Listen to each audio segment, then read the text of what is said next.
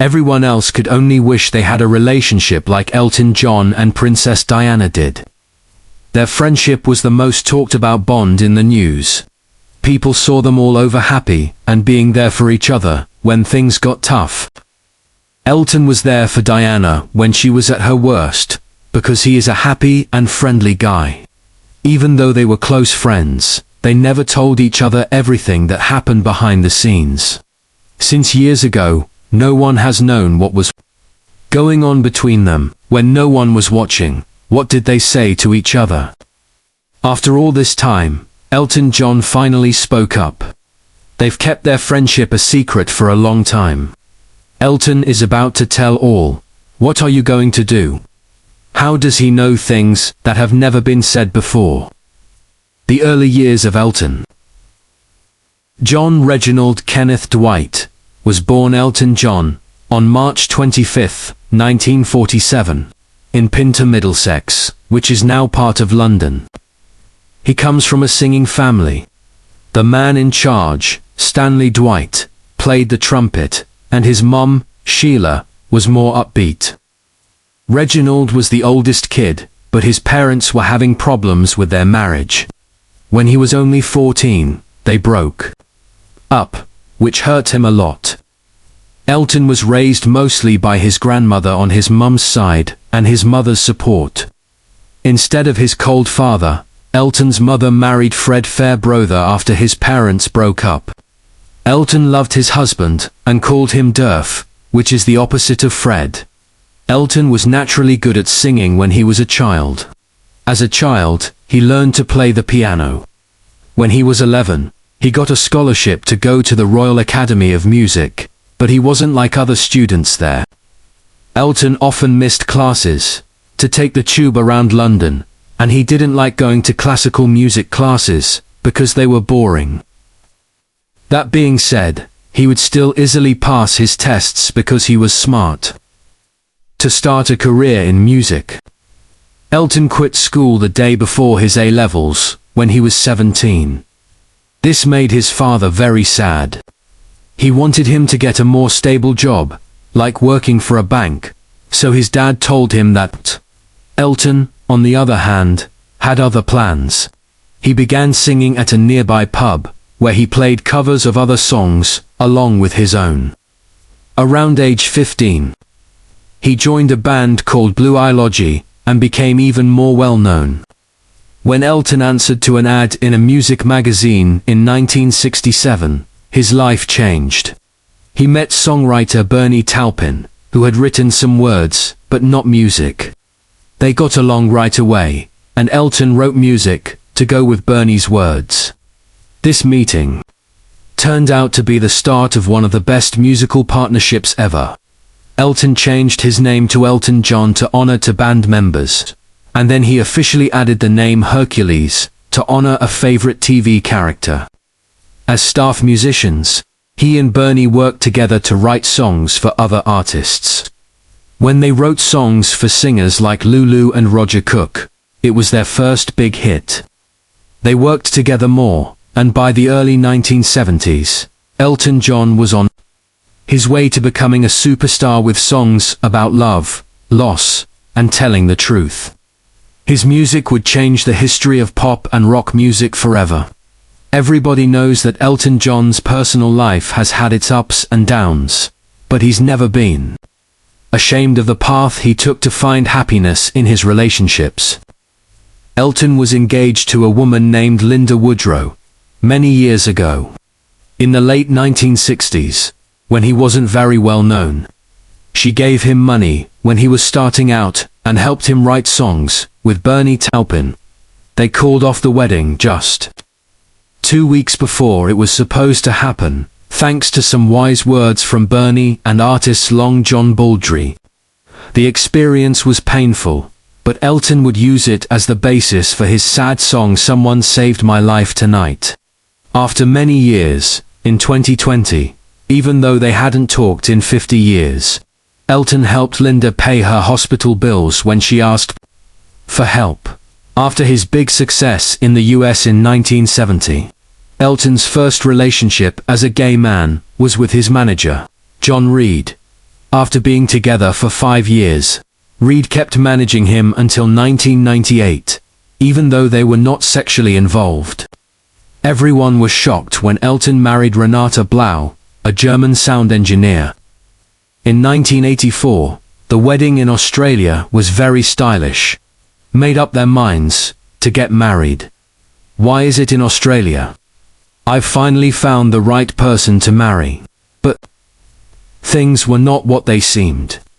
Elton told her he wanted to end the marriage while they were on their vacation, and she later told him she had tried to kill herself. In 1988, they ended their marriage. She was the classiest woman I've ever met, but it wasn't meant to be. I was living a lie, Elton said. Elton told Rolling Stone in 1976 that he was gay. Some people aren't happy because they're sexually, you know, if you think you're gay, it's a whole other story. He told the magazine later that year, I'm quite comfortable about being gay. In 1993, Elton met a Toronto director named David Furnish. From the start, they were strong. For them, it became official on December 21, 2005. When civil partnerships became legal in the UK. When same-sex marriage became legal in 2014. They got married again on the anniversary of their civil partnership. They also have two surrogate boys, named Zachary and Elijah, and they are godparents to some famous kids, like Brooklyn and Romeo Beckham. Elton has also never been afraid to say what he thinks. In an interview with The Observer, he said, "Religion has always tried to turn people into hateful lemmings by making them hate gay people. He has also been threatened with death for things he has said, like calling Jesus a kind and smart gay man." Elton is still a strong supporter of love, equality, and being honest with yourself, even though there is a lot of fuss. Elton John's expensive way of life and spending habits. Elton John is famous for more than just his songs and crazy stage clothes. He's also known for having a fancy life. The Sunday Times Rich List put his net worth at about £265 million, or £175 million, in 2009. This made him one of the richest people in Britain. His net worth had grown to an amazing £320 million by 2019, making him one of the 10 richest people in the British music business. He owns a number of beautiful homes around the world. He has beautiful homes all over the world, from Woodside and Old Windsor to London, Los Angeles, Atlanta, Venice, and Nice. The high-class neighborhood of Montbaron is where he lives in France. Besides having all that money, Elton is also a huge art fan. He is known for collecting photos, and is said to have one of the biggest private collections of photographs in the world. It's not just about having things though. Elton is also not afraid to spend money. He freely admitted in an interview in 2000 that he had spent $30 million in less than 2 years. That's about $1.5 million every month. Some of it was spent on homes, but he is also said to have spent nearly £293,000 just on flowers during that time. In 2001, Elton sold 20 of his expensive cars at Christie's because he realized he didn't have much time to enjoy them. A 1993 Jaguar XJ220 was one of these cars. It went for £234,750. The whole sale brought in almost $2 million. 2 years later, in 2003, he put the inside of his Holland Park home up for sale, so that he could make room for more of his modern art collection. Elton is always thinking of ways he can help others. Since 2004, he has run a yearly pop-up shop called Elton's Closet, where he sells used clothes to raise money for charity. In 2021, his name was in the Pandora Papers, a huge leak that showed names of lawmakers and celebrities who were said to have used tax havens. What Princess Diana did when she was young. She was born at Park House in Sandringham, Norfolk, on July 1, 1961. It was the fourth child that John Spencer, Viscount Althorp, and Frances Spencer née Rowe had together. Both of them came from a titled family and were friends with the British royal family. In fact, all of Diana's grandmothers worked as maids for Queen Elizabeth, the Queen Mother. The Spencer name would live on in a boy, the family hoped. So, it took them a week to decide on Diana Frances as her name. It was a combination of the names of her mother and an uncle, who was once thought to be a good match for a future king. As a child, Diana was lovingly called Duchess by her family, as a way to honor her royal children. Diana was baptized on August 30, 1961, at St. Mary Magdalene Church, which was close to her home. Diana had 3 brothers who lived to adulthood: Sarah, Jane, and Charles.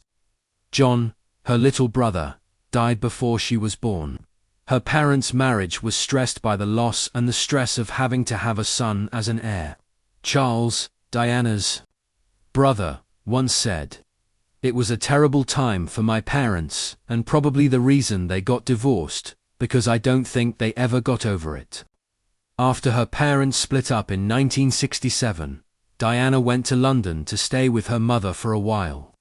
But near the end of Christmas that year, her dad wouldn't let her come back. He got full custody of Diana with help from her maternal grandma, the Podian. Second time her dad got married was to Reine, Countess of Dartmouth. In 1976, Diana did not get along with her new stepmother. She even called her mean. She pushed Reine down the stairs one time because she was so mad. When she talked about her youth later, she said it was very sad and unstable the whole time.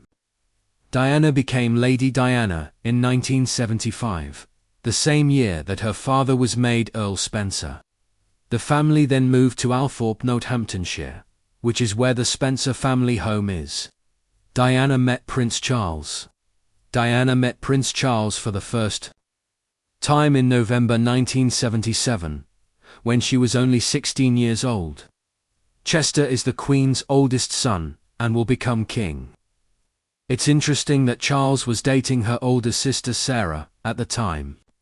Let's go back a few years to the summer of 1980. Charles finally started to think about Diana as a wife when he was 29 years old.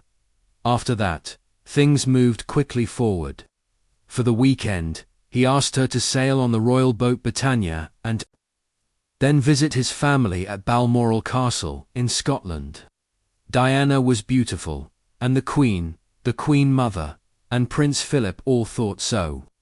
After that, Charles started seeing her often, in London, and on February 6, 1981, he asked her to marry him at Windsor Castle. Diana said yes, but she didn't tell anyone for more than 2 weeks. On February 24, 1981, they made their engagement official. Diana picked out her own engagement ring. At the time, she was an assistant nursery teacher after Clarence House. She moved to Buckingham Palace and stayed there for the months before the wedding. Biographer Ingrid Surd says that Diana felt very alone while she was there. Diana first appeared in public with Charles at a charity ball in March 1981, where she met Princess Grace of Monaco. This was despite the fact that she was lonely. Diana broke the rules when she became the first English woman in more than 300 years to marry the future king. She was also the first royal bride to have worked before getting engaged. Many people thought Charles and Diana's wedding at St. Paul's Cathedral on July 29, 1981, was like something out of a fairy story. She was 20 years old. About 750 million people watched the wedding on TV, and 600,000 Christians lined up in the streets to witness it. Diana said Charles's name backwards at the altar, calling him Philip Charles instead of Charles Philip. She also chose not to make the traditional vow to follow him. That was a big and unexpected step at the time. The train on her £9,000 dress was 25 feet long and really stood out. After she got married, the Queen made her a member of the family right away. She let her wear Queen Mary's lovers, not the tiara, and gave her the Royal Family Order of Elizabeth II. Diana's trip with William and Harry, Meghan Markle and Prince Charles split their time between Kensington Palace in London and Highgrove House in the countryside near Tetbury after their wedding. A few months after the wedding, on November 5, 1981, the royal family happily told everyone that Diana was going to have her first child. But things were not always easy behind the scenes.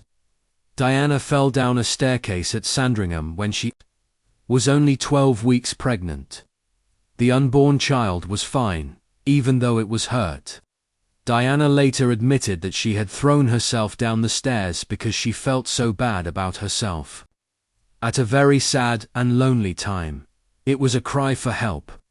Meghan gave birth to her first child, Prince William, on June 21, 1982. She also had postpartum depression after giving birth, which wasn't something that was often talked about in royal circles at the time. Diana was still committed to being hands-on though.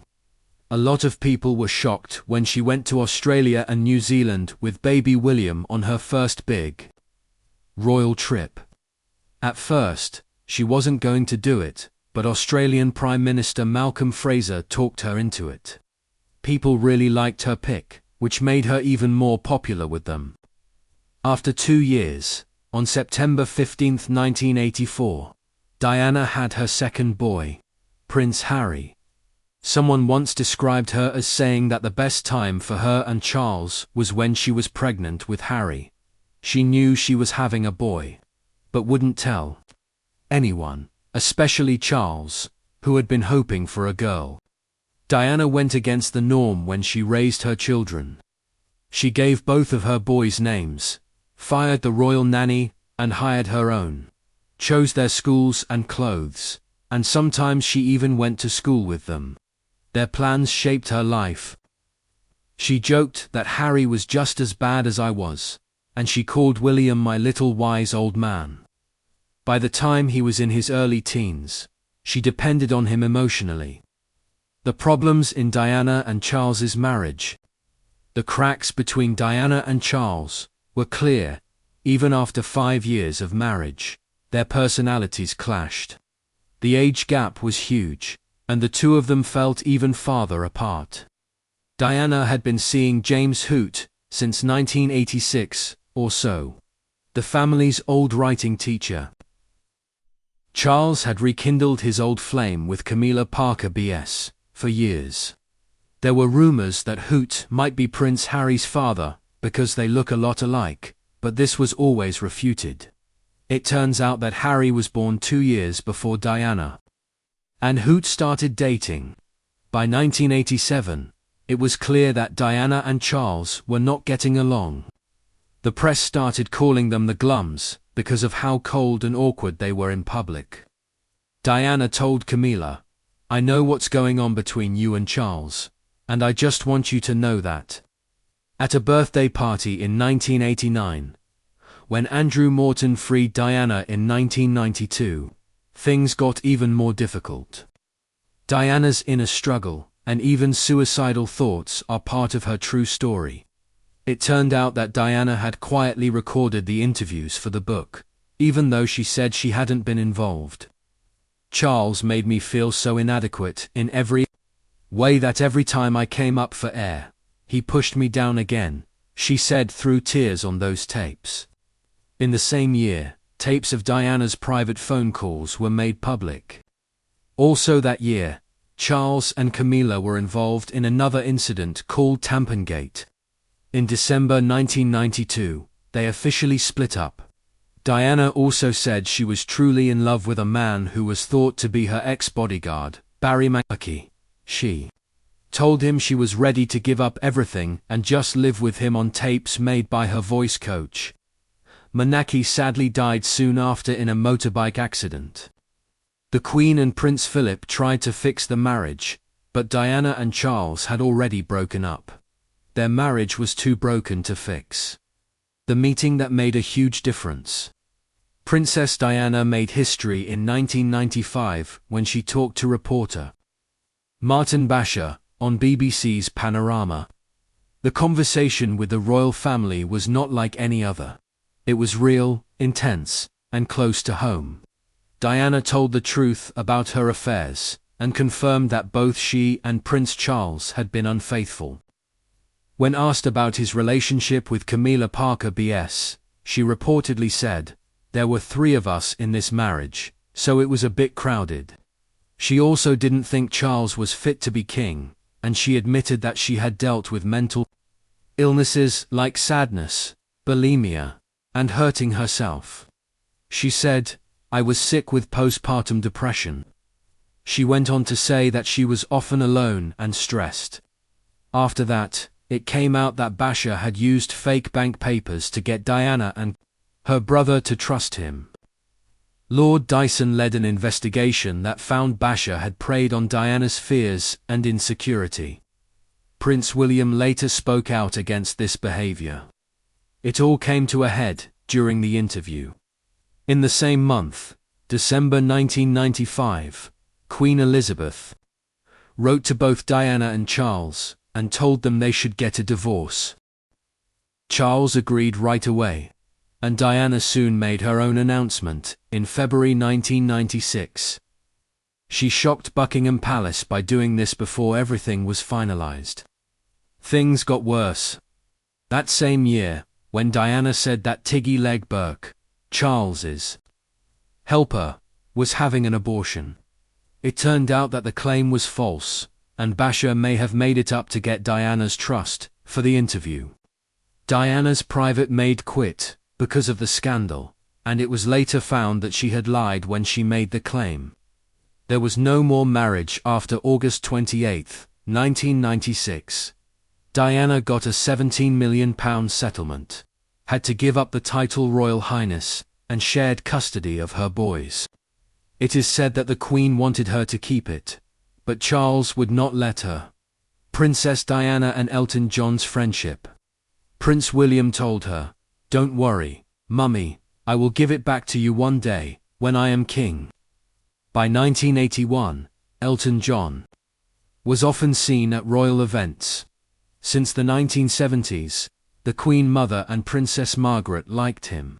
That year, he played at Prince Andrew's 21st birthday party, and ended up dancing with Princess Anne, and even Queen Elizabeth. "I tried my best to make a face that made it look like everything was fine," he joked in his autobiography. But then, Princess Diana walked into the ballroom. "She was naturally very good with people," Elton said. "That night in 1981, we hit it off right away. We ended up miming the Charleston while laughing at how bad the disco was. That night was the start of a deep friendship that would last through highs and lows. Their shared humor, fame, and suffering brought them together. During the time I knew her, she was great to be around, the best dinner party guest, very nosy, and a real gossip." Elton also remembered a loud incident at a dinner party where Diana and actor Richard Gere were having a heated conversation, which made Sylvester Stallone very angry. It was clear that Diana and Richard were in love with each other. He remembered that Stallone wasn't happy and that they almost got into a fight, but Diana stayed calm and polite. She wasn't upset at all. Diana's kindness was felt far beyond the world of fame, and Elton admired her bravery, especially when she held hands with an AIDS victim. "At that moment, she changed the way people thought about AIDS for good," he said. But they had a rough patch. In 1997, because Diana had to back out of a charity book plan at the last minute, which made Elton mad, she sent him a formal letter beginning "Dear Mr. John," and they didn't talk for a while. He was upset that she seemed to be losing touch with honest people. But after Gianni Versace's death, Diana called Elton and said, "I'm so sorry. They had a silly fight. and she said, "Let's be friends." They got back together, laughed, and made plans to meet again. But that meeting never happened because Princess Diana died. Diana, Princess of Wales, died in a car accident in Paris's Pont l'Alma tunnel. On August 31, 1997, her driver was trying to get away from the paparazzi, and the accident also killed her friend Dodi Fayad and their driver, Henry Paul. Diana was taken to the hospital, but she was pronounced dead at around 11 a.m. Over 2.5 billion people watched Diana's funeral on September 6, 1997. It was one of the most watched events in history. Later that day, she was buried on an island in the grounds of Althorpe, her family estate, so that her sons, William and Harry, and other relatives could visit her without being disturbed. She was supposed to be buried in a church vault in Great Burton at first, but people were afraid for their safety, so she was buried at Althorpe instead. During the funeral, Diana's brother Lord Spencer praised her, saying that, in the past year, she proved that she didn't need to be a princess to keep working her magic. This scene and the moving funeral service showed how much people loved and respected Diana. The first investigation into Diana's death found that her driver, Henry Paul, was drunk, speeding, and high on prescription drugs when the accident happened. But Dodd's father, Mohammed Alford, believed the accident was planned and blamed MI6 and Prince Philip for it. In 2004, a British inquest began. In 2008, the jury found that the deaths were caused by unlawful killing by Paul's careless driving and the chasing paparazzi. Alford stopped trying to prove that it was murder after 10 years because he didn't want to cause Diana's children any more stress. Early in the morning of August 31, 1997, Elton John woke up to the sound of his fax machine. A friend in London had sent a message, saying, "So sorry to hear about this awful news." Elated, Elton turned on the TV and was shocked to see that his close friend Princess Diana had died in a car accident. A few weeks before, Elton did something he never thought he'd do: perform at Diana's funeral. He sang a version of his hit song Candle in the Wind that had been rewritten by his longtime lyricist, Bernie Taupin, to honor Diana. One of the moving lines said, "You called out to our country, and you whispered to those in pain." The performance was very emotional. In a way, it was the biggest gig of my life. For 4 minutes, I was going to be the center of the world's attention, but at the same time, it wasn't an Elton John moment. It wasn't about me at all, he wrote in his autobiography, Me. That day, Elton's heart was broken for the loss of his friend and her 2 sons. He remembered that William and Harry, who were 15 and 12, were shocked. "I thought that the way they were treated that day was utterly inhuman," he said. Watching the boys march behind their mother's coffin, ready to stay strong while everyone looked at them, hurt him deeply. It was a horrible way to treat 2 kids who had just lost their mother. Years later, Elton is still close to Diana through her sons. In 2019, when Prince Harry was under a lot of media scrutiny, Elton spoke out. "I feel a deep sense of duty to protect Harry and his family from the unwarranted press intrusion that led to Diana's early death." For Elton, Diana's spirit lives on in memories and in her sons. Sir Elton John said that the breakup with Princess Diana in the 1990s might have been caused by pressure from the palace. In an interview on CNN's Larry King Live, Elton said that Diana's last-minute decision to back out hurt him a lot, which suggests that the palace was behind her move. Diana was born with the name the Honourable Diana Frances Spencer. When her father was made Earl Spencer in 1975, she was given the title Lady Diana Spencer. When she married Prince Charles, she became Her Royal Highness, the Princess of Wales. And she also had other titles, like Duchess of Rothesay and Countess of Chester. After her divorce in 1996, she was still Diana, Princess of Wales, but she did not have the Her Royal Highness title. Many people called her Princess Diana, but that was never her official title. Some people still call her Lady Diana Spencer, or Lady Di. After she died, there were talks about giving her back her HR title, but her family decided that would not have been her choice. Elton John and Princess Diana had a close and private friendship, based on trust and respect, even though they came from very different backgrounds. Diana was part of the royal family and Elton was a worldwide pop music star. They were truly friends. Elton always admired Diana's kindness and charity work, and he was always ready to stand by her when things got tough.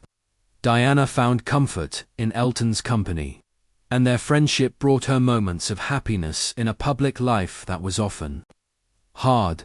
Elton's moving performance of Candle in the Wind at Diana's funeral was a touching tribute to their friendship. Elton called it the biggest gig of my life, but he also said it wasn't about him. It was a tribute to his close friend. Their friendship changed both of their lives forever, and they still remember it with love and affection. It showed that even in the tough world of fame, real friendships can grow out of love, understanding, and shared values. If you liked learning about their beautiful friendship, please like this video and subscribe to our channel for more.